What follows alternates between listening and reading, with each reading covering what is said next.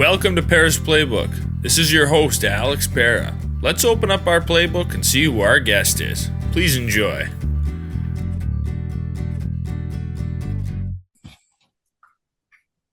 Welcome to episode 165 of Pera's Playbook. Today we're joined by Chase Nixon. He plays Division I baseball at Memphis. How's it going, Chase? I'm doing great, Alex. How are you doing today? I'm doing pretty well. It's spring is in the air. I'm up here in Michigan, so our spring looks a little bit different than it probably does for you down in Memphis. What's the weather like for you guys? I mean, obviously you're playing baseball games, so it can't be that bad.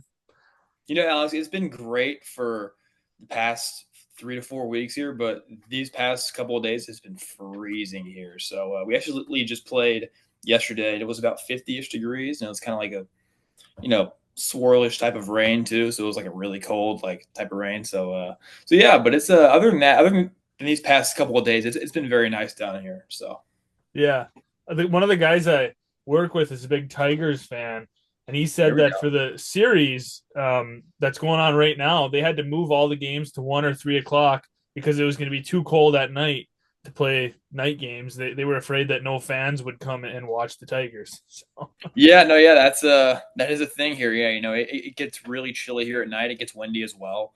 So yeah, I think the more noonish to late afternoon starts are a good thing for us. yeah, right. Baseball, it's a tough sport when you start so early in the spring. I mean, obviously, weather in various parts of the country is not always cooperative to playing sporting events. No doubt, no doubt. So your dad, for those who don't know, had a nice little MLB career. Your dad's Christopher Trot Nixon. He won a World Series with the Red Sox, right? Red Sox? I have that right? Yes, sir. Red All right. Sox So, Nation. I mean, that's a pretty awesome resource to have as like a young athlete growing up, right? You go home and you've got somebody who knows the ins and outs of the game, who knows what it takes to get to the next level, hard work, all this stuff. Somebody that you can lean on, get advice from. Definitely not something that every kid has. So it's just an awesome thing when you can lean on that. That had to be great growing up. I mean, just Yeah, with everything. yeah, man. I consider myself so blessed to have grown up in such a beautiful, loving family with my mom being who she is, and then obviously my dad playing, for as long as he did, and then my brother as well, who plays at NC State right now, currently plays second base for them right now. So us being a very sporty family and just having them to kind of come home to every day, it's been great to, both learn from them and to help all of them, reach their goals in whatever way that they need. So Right. it's You been got great. a big NC State family, right? A lot of your family members have gone. I mean, you started there, but a lot of your family members went there, hey? Yeah, no, yeah. My mom was a cheerleader there for a long time, and my dad was committed to play there, and he got drafted right before the fall semester started. And then me and then my brother obviously were there as well. So it's a yeah, NC State's kind of in our blood. It's a great place. My granddad actually also went there as well. So it's a yeah, man. Yeah, Wolfpack family. Oh yeah, you know it. So did you play other sports, growing up, or was baseball just the main thing? Yeah, no, I played basketball all the way up until eighth grade. I was not very good, man, to be honest. But I played football all the way up through high school. I was close to playing football in college as well. I played quarterback, and I just loved going out there and kind of leading the offense down the field and playing more of that quarterbackish type role. I grew up idolizing, loving Tom Brady. So I tried to mimic my game after him, in a lot of ways. So. So did that do you think help at all in your recruiting? Like for baseball, like a lot of coaches like when they've got dual sport athletes. Do you think that made any difference that you played multiple sports? Yeah, no, I think what you see more now so with college coaches is they want guys that are diverse, right? Guys that are pure athletes, whether it's from the baseball field, the football field, basketball, soccer. I think the biggest thing that people want nowadays in recruiting are just guys that can adapt and just be, flexible and just what they can do. If you have a kid that just plays just, one sport for a long time, they may not be able to understand or, adapt to different things if, this happens on the field in this game. I think at times playing a different sport can help you kind of take the lessons from that sport into the sport you're playing now. So I think it's kind of one of those things where it's the more you can play and the more that you enjoy playing, I would just say have fun with it, man. Right. And it helps with like time management skills too. I mean, you've got more on your plate as a young kid. You can build those skills. Obviously, when you get to college, there's a lot on your plate. So if you can build some of those skills when you're younger, it definitely pays off later. Could not agree more. So you started at NC State. You were there for about 3 years. Yes, sir. 3 years. Why don't we start there? Talk about kind of your experience there, with Wolfpack baseball. Yeah, so I'll start actually at Pro 5. So I graduated the 2020 COVID year type thing, and I had some interest from schools, and I was like, man, I feel like if I could have one more year of a full senior year, I could kind of go to and talk to more of the schools that I really wanted to go to. I really wanted to play, in the ACC or the SEC, and then going to Pro 5, playing with those guys there and having that, kind of exposure to the elite teams. I talked a little bit to Georgia Tech, Clemson, UNTW, and NC State, and just knowing a little bit about NC State and who they were in the program. Those guys every year, like, they're hitters. They go out there and they rake every single year, and that kind of style of play and that kind of allure to it really drew me in. And I loved the coaches there. Coach Avent, Coach Hart, Bo Rob, Coach Chrysler, the trainers, the managers, and my teammates. Man, I loved my NC State experience all the way through. Yeah, right. I mean, it's hard to make that decision when you're a young athlete, right? Like where you're going to go to school, what you're going to study. It's hard enough to be a regular student. I say it all the time, right? And pick what your major is because it's this huge life decision. But then you factor in, teammates and coaches and facilities and campuses and sports team and all this other stuff. And it makes that decision so hard. So when you choose right, you have a good experience. It makes it that much, better, obviously, because it is a hard decision to make. And especially, I mean, nowadays you see some kids being recruited at like such an incredibly young age. It's just crazy to imagine having to make those decisions when you're that young. You don't even know, right? Like you're thinking about what you're going to do at Billy's house when when you're there next weekend or whatever. Like what video game are you guys going to play? And then you're being recruited to some major universities. It's just crazy, like the way it's all changed. So when you make the right decision, it's awesome. Yeah, man. And for me too, I was worried for a long time about making the perfect decision, right? I'm like, okay, if I go here, this will happen, this, that. And I tried to like mathematically at times calculate what I should do, with schools, with, just everything in life at times, right? You try to like figure out what's the best, logistical way to make it go the way you want it to go. And for me, it just, I got to a point where I was like, you know what, like I'm in charge of my experience. I can decide if I enjoy it or not, and it starts with my attitude on a day-to-day basis. And if I can put myself in the right frame of mind every single day to show up and be there for my teammates and for my coaches, then I will enjoy the experience because I'm giving them the best of myself. And that in turn makes me happy. So. Right. Yeah. I mean, I think that's great, like way to look at life in general. It's all about your attitude. I mean, if you go into something with a crappy attitude, odds are you're gonna have a bad experience. Like if you just go in thinking like, man, I'm gonna hate this, then like, yeah, you're probably gonna have a tougher time. Like if you go into a test to take a test without confidence, like, what, I think I'm gonna fail this test. Like you might not do as well because you're not as confident. So like if you're confident, you feel good, like you said, your attitude is good, it's gonna make your experience better, whatever you're doing in life, whether it's sports or your job or your friendships or whatever it is.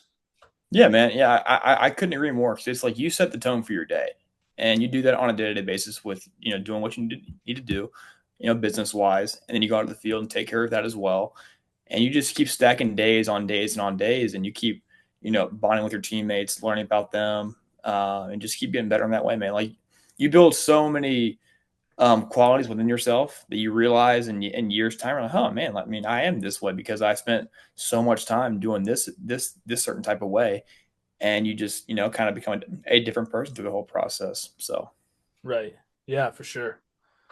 So now you're at Memphis. Take us through, the decision to switch and end up being a Tiger. Yeah, man. Firstly, it was very hard to leave NC State. I loved, the coaches there, the environment, my teammates, just playing at NC State. It very, elite level college baseball program. And, it was tough. It really was. But for me, the biggest thing was I wanted to give myself a chance to play every single day because my goal was to play professional baseball. And I felt like the opportunity to play every day at Memphis was better than NC State was at the time. And yeah, man, like still love those guys. NC State, love the coaches, love the players still. But man, I'm so happy here in Memphis. The coaches are wonderful, the players are great, the environment's great. It's a fun place to come to every single day. So I couldn't be happier.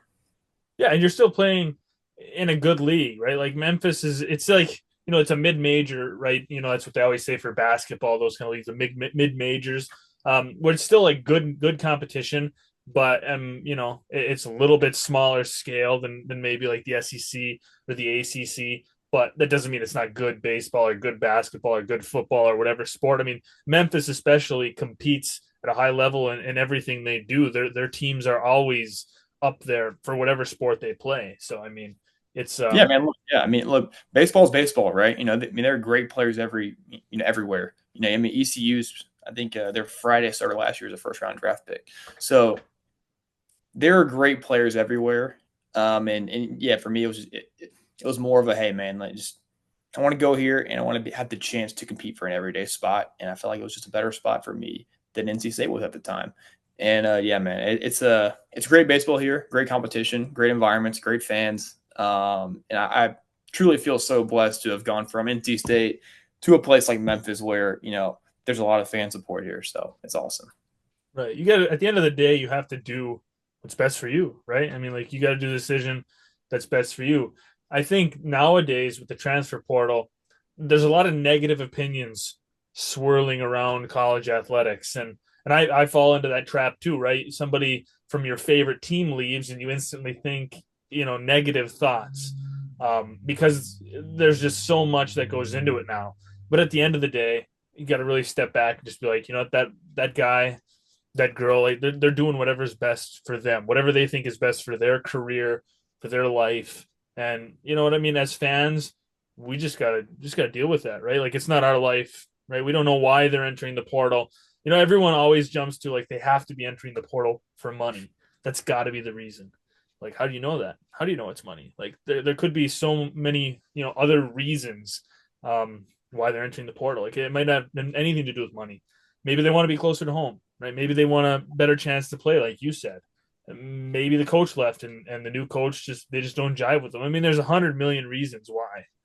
And I feel like as fans in the new college athletics world, everyone just gets so angry about it. Yeah, it's so difficult because, with college sports, you're so used to your favorite player staying for whether it's 2 years, 3 years, and in some sports, whether, you're draft eligible in whatever year. I think people have come so accustomed to having their favorite player there for 4 years, right? How Tim Tebow was, Christian Leitner at Duke, Tyler Hansbrough at UNC. I think people have become so, used to that in the college scope of it. The whole transfer portal process is like a shock and awe type deal where it's turned into professional free agency, right?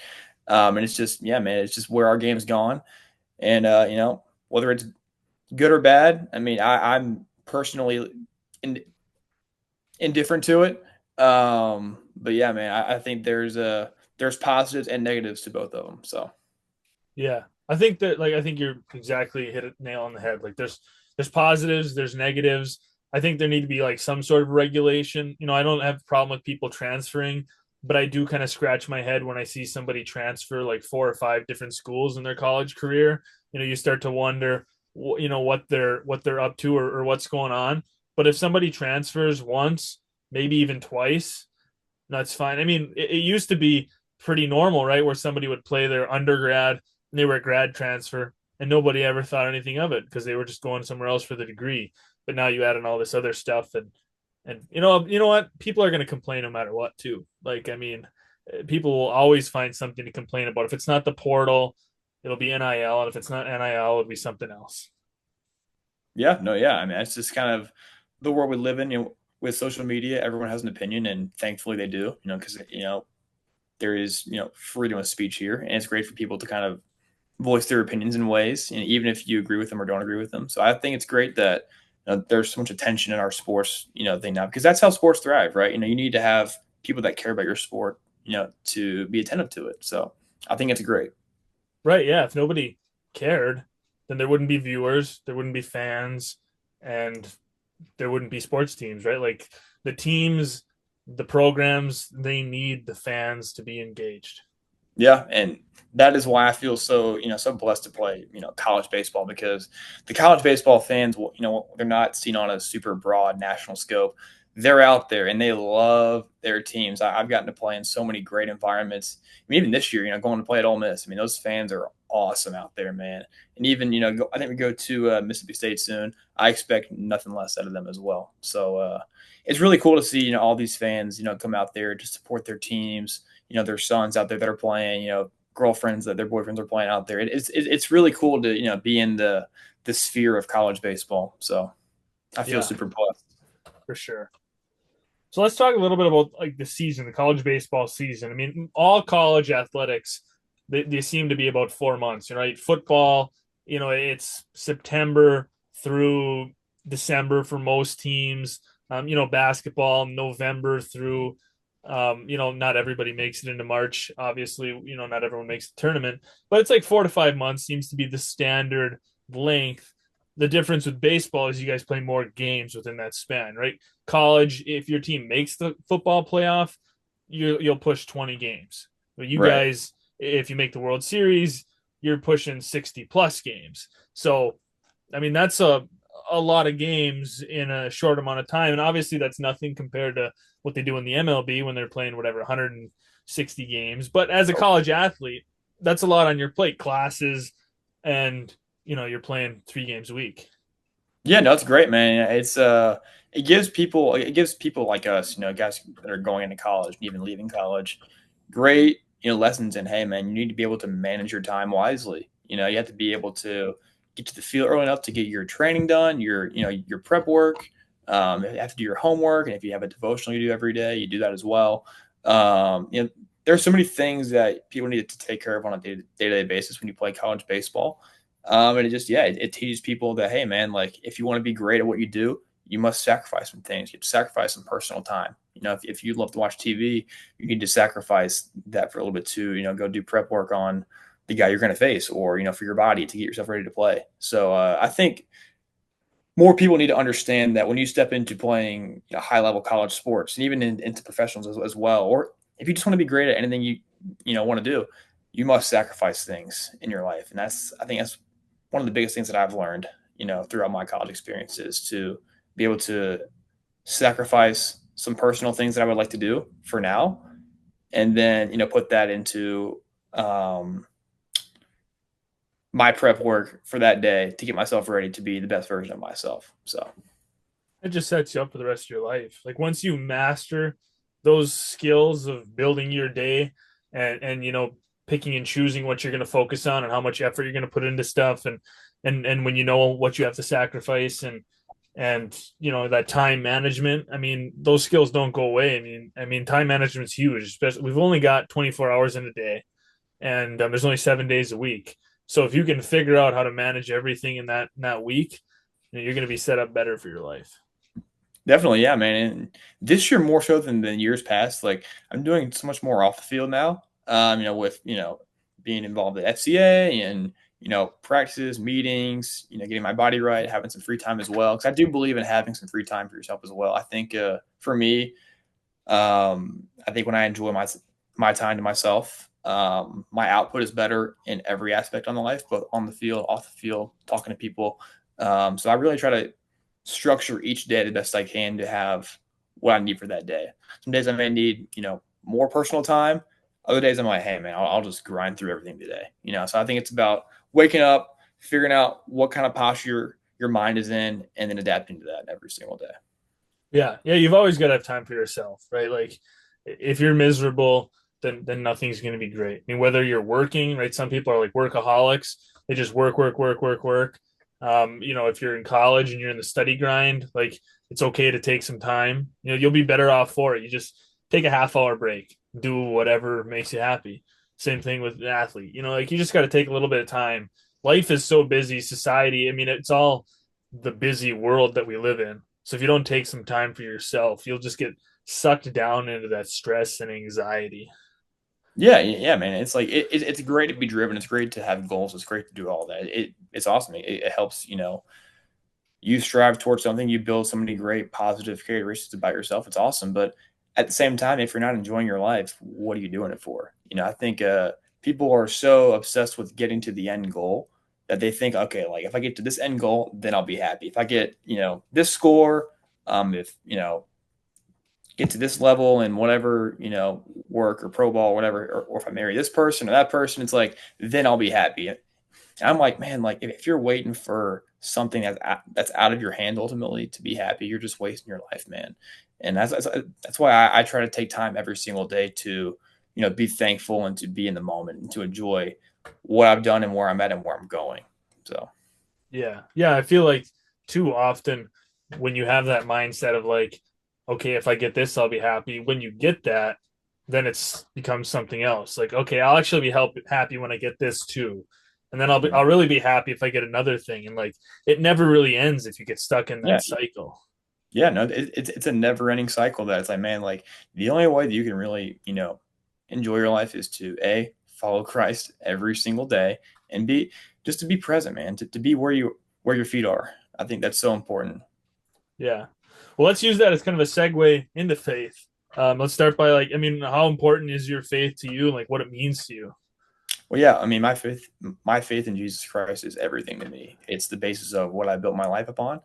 It's the basis of who I am as a person, how I treat people, and just the way I live my life. Every single day. Our church right now is doing a 365-day devotional of reading through the entire Bible. And I think right now, let me see where we're at. I'm pretty sure I think we're starting First Samuel today. So getting into the story of David. And just kind of doing that every single day has really helped me build the discipline of, hey, man, like if you say that you're this person, if you say that you're going to follow Jesus every single day, you must walk with Jesus every single day. It doesn't matter how great or how bad your day is. You can have an awesome day, where everything's going your way. Yeah, awesome. Guess what? Like for me, my non-negotiable is I will open that every single day and read. And I think I've missed one day. I think I got back from a road trip kind of late, so I had to do it the next day. But for me, it's yeah, man. Like I want to, stay on task, stay on point, and I want to spend time with Jesus every day because it's a big foundation of who I am. Yeah. I think we're coming to an awesome place where more people are sharing, how important their faith is and what it means to them and just sharing it with other people, especially athletes using their platforms. You're seeing it a lot with NFL players, after, post game interviews, sharing their faith. And I think CJ Stroud said something along the lines of, like, I just use football as a vessel to share the word of the Lord. Like that's why I'm playing football. It's not to be a great football player, but I'm using that to spread the Lord's message. And I think it's great, and it's something that I've been trying more and more with people that are open to talking about it, have them on the podcast, dive into that. Because as it's our duty as Christians to spread the word, and I feel like I was maybe almost afraid to share it on the podcast at points. When I started, if somebody talked about it, I wouldn't shy away from it. I would talk about it too, but I would never bring it up. Almost afraid, like, oh, I might scare people away. Like, what if they don't believe that? But then you got to remind yourself, like, well, obviously you can't be afraid. Like when you've got Lord, you don't need to be afraid. Um, and it's just too important of a message to not share. Yeah, and yeah, you said it too. CJ Stroud's awesome, man. He does that every single game, and I love listening to or seeing the things that he says, and just the way the Lord leads his life on the field. And it's a great example, man. 'Cause he's an elite player, and I think if more people see that hey, you can be elite at your craft and still give all the glory to the Lord, I think it becomes. I think more people start to ask questions. Well, okay, who is Jesus, right? Let me open the Bible. Let me see who this person really is, and that's how it all begins, man. That's how you spread his name across the world. So yeah, and Yeah. it's yeah. Yeah. No, I mean, I feel like some people think they have to have this huge revelation in their life, or they have to go to like a conference or a festival or something, and like that's the only way they can join. It's like Like you can just start thinking about it. You can just start praying one day. You can just open up the Bible. Like you don't have to start any certain way. If you're somebody who doesn't, really believe, or maybe you didn't grow up in a faith-filled home and you're watching a Texans game and you hear CJ Stroud and it gets you thinking. I mean, like that can be the way you start. Like there's no special way that you have to, find Jesus. It's different Yeah, for yeah, everyone. yeah. And I think a lot of people fall into this trap too with life as well. It's like they wait for some catastrophically bad thing to happen to, you know, take action for them to make change in their lives, right? You don't have to have some major thing that happens. Yeah, there are times where major things that happen in your life, whether it's good or bad, can lead to great change. But I'm someone that's like, man, like if there's something in your life that's not good right now in your life still, like, okay, like take action on it, man. Like take charge on it. Like go out there and make that change for yourself. Whether it's, hey man, I want to read the Bible more. I want to, talk about Jesus more. I want to, build more of a community that's Christ centered, which I think is very, very important in the Christian walk, then do it. So Yeah. that's how I feel about that. And I think, I mean, the most important thing for people to know is that the Lord's always there. Like God is always there whenever you need him. There's no friend on earth that you can ever say that about. I mean, you can have great friends and great family, but they're humans. So there's going to be arguments. You're going to have disagreements. They're going to be busy with their own life. They might not be there for you when you need them. To, if you need a shoulder to lean on and you turn to your friend and they're busy, well, I mean, like that's just how it is with humans. But the Lord's always there. If you need him, he's there. He's always walking with you, and he's always there to take your struggles and your anxieties. And I mean, the Lord doesn't want us to be miserable, right? He doesn't want Mhm. us to be consumed in stress and just to be sucked and consumed into this world that we live in, where this like materialistic world and I mean, society always I mean, I feel like if you can see it when you scroll on social media, right? Like it's not, I'm trying to think of the right way to say it, but like this society almost tells people they don't need to worship the Lord because there's all this other great stuff out there, right? Like, your goal should be this awesome house or driving a Lamborghini. Like those should be your goals, not living this pure life and having a family and doing all this other stuff. So I don't know. I kind of couldn't think of how I want to say that. Yeah, yeah, no, man. I mean, you're absolutely right, and there's nothing wrong with wanting to have nice things in life, right? It's just when those things become your idol. And I said I idolize Tom Brady earlier. I meant that I love Tom Brady, but like I didn't like idolize, a different word. But yeah, I mean, when you idolize things in your life like that and they become your sole goal, you can a like fail that goal and kind of question who you are as a person, or b you can accomplish that great goal and then it's like, okay, like great, I accomplished this. I mean, what's my purpose now? And I think the great thing about Jesus is that your purpose never changes. It's to follow him, to grow in him, to love him. And I think we as human beings, since none of us are perfect, it's a lifelong task every day of denying yourself to pick up your cross and to follow daily.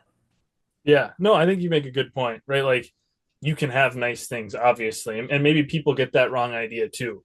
But Yeah. like, if that's your end goal, if that's all you care about, that's where you can fall into those traps. If it's like it's the old saying, right? Like money doesn't buy happiness. I mean, it truly doesn't. The more and more you get, yeah, you might feel good for a little bit, but it's not eternal happiness. Like you get with the Lord, if He's always in your heart, that's eternal happiness, eternal joy, Yeah, and yeah. just spreading kindness.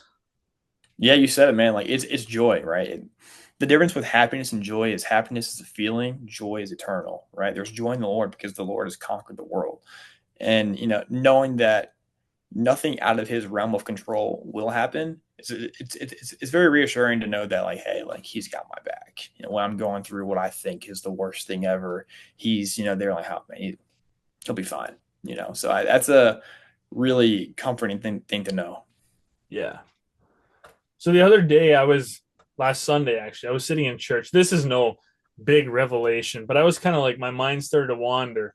And I started to think, I was like, you know what? I'm surprised more people turn away from the Lord, or more people like don't believe. Cause I'm like, in life, people always want to belong to clubs, but like most clubs, there's rules, or there's like you've got to have a certain status. You got to Mhm. join the country club. You got to have enough money to pay your membership. Or if you want to be in this organization, you have to have all these qualifications. You've had to do these things, right? There's like all these rules to get into most clubs. You can't just walk up and join martial arts, without paying something or doing something or whatever your club is. But like church is kind of like a club that anyone can join, no matter what. Doesn't matter how many times you've sinned in your life. Doesn't matter what race you are. Doesn't matter what sex you are, how old you are. Doesn't matter. None of that matters. You can join and you can be a part of this community. And I was just kind of sitting there thinking, like, people, always want to belong to something. And there's something that everyone can belong to where everyone is welcome, no matter what you've done. Yeah, and couldn't agree more. And I think unfortunately Christianity falls into the bubble of religion, where it's like, okay, Christianity is a religion. You have to follow these rules. You can't do this and do that before marriage. You can't live this way. You can't do that. You can't act this way and all that. And people get this misconception of like it's all these rules you have to follow, and if you don't follow them, then you're a hypocrite and you're not even really a follower. I had a pastor one day say this, and it really always stuck with me. Right, the word religion is about what man does for God, right? Like man sacrifices for God this, man does this for God, man does that for God, man lives for God, all that great, right? Christianity is about what God did for us. It's about what Jesus did for us on the cross so that we don't have to be perfect. We strive to be perfect. We try our best to follow the best that we can, but we will slip up because we're human, right? And it's not okay to, fail. You have to seek repentance, seek forgiveness, but Christianity is different in the fact of it's, hey man, like I'm not grading you on your performance. I'm grading you on your love. Your ability to see your flaws and to ask for forgiveness. Your ability to learn to be better. And that's why I I don't consider following Jesus as a religion. Like in my Instagram bio, it doesn't say Christian or Christianity. It's follower of Jesus Christ, and I'm very set in that and determined in that, and that's the way I live. Yeah, I think you're so right with the rules. I mean, obviously, I try to follow rules. I try not to sin, but we're all Definitely. humans. We're all gonna sin. I think the most important thing is you keep putting in the effort. When you fall down, you get back up. Like you never quit. You never turn away from the Lord, because the Lord doesn't want you to. Like, I mean, if you screw up, and all of us are going to, especially when you're growing up, when you're a young adult, when you're a teenager, your friends do something stupid. You might do it too. And then you feel really bad. And, if you repent and you try to be better, like that's what counts. I mean, we all speed, right? The speed limit. I mean, that's a rule, that's a Yeah. law, but Oh, we all speed, and that doesn't make us criminals, like, yeah.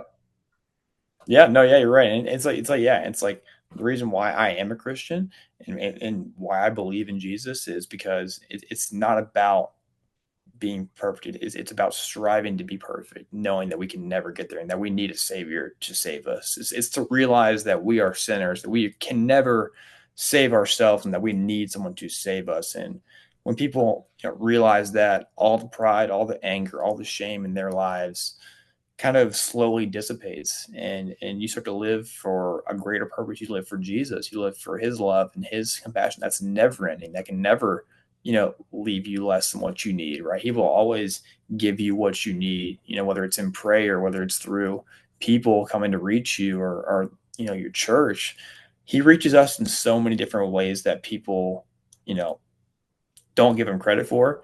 I love the idea that God can reach us through, people around us. He can send this person into your life to help you lead, to become this way, or, this person to help you learn this about yourself. And all of it is bringing you closer to him. yeah. And it's not easy, right? Like sometimes I feel like we try to be perfect. And then when we Yeah. screw up, we beat ourselves up. We tear ourselves down because it was like, man, I'm trying to be perfect, and I failed. I'm a failure. And, you know, we also, right, we want to turn things over to God. That's not as easy as it sounds either. I mean, it sounds like, yeah, it should be really simple, right? Like I'm just going to hand it all over to God. but I mean, we're humans. We like control. We like to hold on to things. So I mean, it's something you have to work at. Every day you have to work at all of it. Like you said, we're striving to be perfect. We know we're not going to get there. I mean, you're just working at it every day, trying to better yourself, trying to better the people around you, trying to be a better person. And just because you screw up doesn't mean you're a hypocrite, like you said. Because in reality, we're all going to screw up every single day. We're all going to sin, and it's not like you're better than I am because I sinned today and you went to church today. It's like, okay, I went to church yesterday, or whatever. Like Yeah. it's yeah, it's all a journey. We're all on the same journey, and we're all striving for that same end result. Yeah, no, I couldn't agree more, man. I think it's like whatever we do out here on earth is largely irrelevant when we face God. On that day when we all have to come face to face with Jesus. It's like my baseball career doesn't matter, my social life doesn't matter, my personal loves and all that stuff doesn't really matter. The only thing that matters is at the end of the day Jesus. So why not live in a way to where you are honoring that purpose for your life every day? Yeah, that's perfect.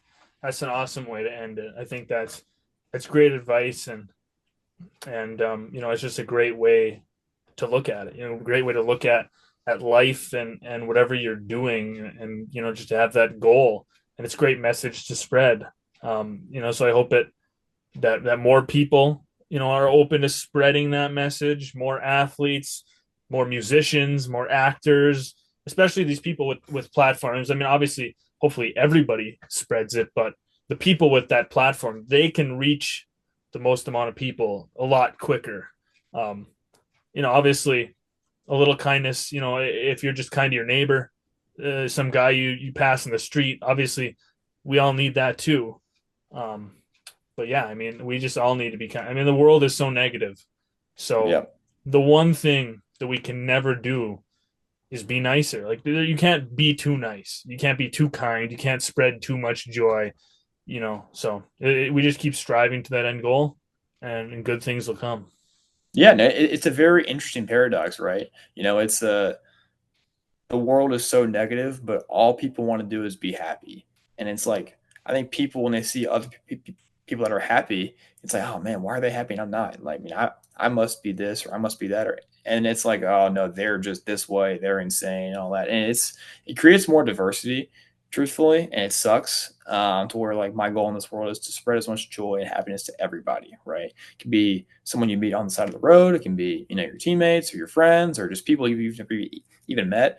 My goal as a believer is to spread the love of Jesus Christ to everyone on this earth, no matter what kind of day they're having, what kind of day I'm having. I must look myself in the mirror and be like, hey, Chase, like, I need you to be the best example for Jesus Christ today. Yeah, and that's not always easy too, right? Because it's so easy to judge, right? Like, Mm-hmm. I mean, we got to spread the message to everybody, no matter what. But it's so easy to look at that person and be like, man, I don't want to talk to that guy. Like, right? Or like judge and to hold grudges, Mm-hmm. and I mean, that it's all tough stuff.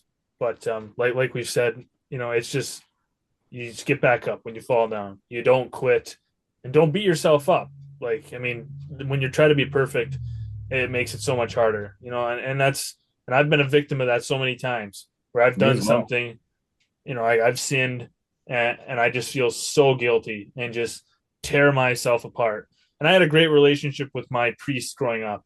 Especially when I was in college, I almost would meet with him weekly, and he would the same thing. He would always drive home as, Alex, you're not a bad guy. Like, do try not to beat yourself up. Like, just try not to tear yourself down.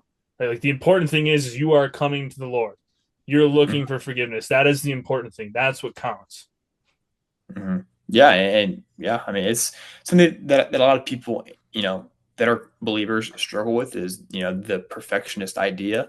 And to me, what that is, it's just Satan trying to be like, hey, man, like, you say you're this, but you're doing this. Like, huh, you're a hypocrite. Gotcha, right? And it's like, who know? Like, none of us are as knowledgeable as the devil is. Because the devil is not like us. He's not human. It takes determination, takes prayer, takes just this constant prayer and just being in proximity with the Lord to be able to answer back to the devil and say, hey man, like no, like I'm not perfect. but I love Jesus, and you know, Jesus' name scares you away, right? So it's my job to run to Him, to follow Him, and that keeps me safe from the oh, you're not perfect, you're this, you're that, you're this, you're that. It's less me, more Jesus. Yeah. Yeah, the devil's a trickster. He's always going to try to trick us. But in Yeah, the end, God will always conquer. God will always win. amen to that. Awesome. Chase, I appreciate you hopping on the podcast and sharing your baseball journey and your faith journey and just hashing it up. It was a good time. Yeah, Alex, thank you for having me here. I'm going to a dinner here soon, and then going off to the FCA here soon. So thank you for your time as well. I really enjoyed this. So. Thanks for listening. Please stay tuned for more episodes soon.